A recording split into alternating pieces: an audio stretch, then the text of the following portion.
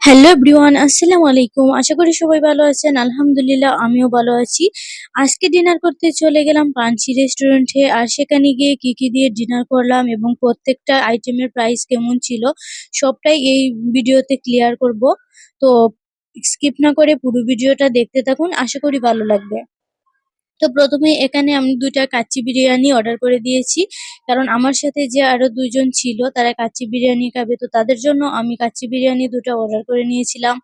আর আমার ঈদের পর থেকে একটানা মাংস ভাত খেতে একদমই বোরিং লাগছিল। তাই আমি অন্য কিছু একটা ট্রাই করার চেষ্টা করছিলাম। তাই আমি ভিন্ন স্বাদ নেওয়ার জন্য এখানে আমি রুই মাছ, তারপরে হচ্ছে বোয়াল মাছ, শুঁটকি, বিভিন্ন রকমের শুঁটকির আইটেম, ডাল এগুলো অর্ডার করছিলাম। তো আমি আস্তে প্রত্যেকটা আইটেমই টেস্ট করব, দেখব কেমন স্বাদ। প্রথমেই আমি শুটকি নিয়ে নিলাম। শুটকিটা আমার কাছে বেশ ভালো লেগেছিল। এখানে লইট্টা শুটকি বড় টুকরো দিয়ে তারা রান্না করেছিল, বেশ পেঁয়াজ রসুন দিয়ে। তো টোটালি শুটকিটা আমার কাছে অনেক বেশি মজা হয়েছিল। আমি ১ম এ শুটকি দিয়েই খেয়ে নিয়েছি। তারপর এই পুরো শুটকির প্লেটটা আমি একাই শেষ করে দিয়েছি। কারণ আমার কাছে এত বেশি মজা লেগেছে যা বলার বাহিরে।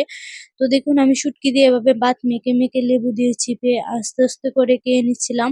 আর প্রত্যেকটা লুকমা যখন মুখে দিচ্ছিলাম আমার কাছে এত বেশি মজা লেগেছিল যে কি আর বলবো। আর যখন লেবুটা চিপে দিয়েছিলাম এর স্বাদ যেমন আরো দ্বিগুণ বেড়ে গিয়েছিল। এভাবে আমি শুটকি দিয়ে ১ প্লেট ভাত খেয়ে নিয়েছি। বরাবরই পানসী রেস্টুরেন্টের অন্যান্য খাবার আমাকে হতাশ করুক বা না করুক, শুটকির আইটেমগুলো আমাকে কখনোই হতাশ করে না। কারণ শুটকিগুলো অনেক বেশি মজা করে তারা রান্না করে। তো আপনারা যখন পানসীতে যাবেন চেষ্টা করবেন শুটকি খাওয়ার, কারণ শুটকিগুলো অনেক বেশি মজা হয়। আশা করি হতাশ হবেন না।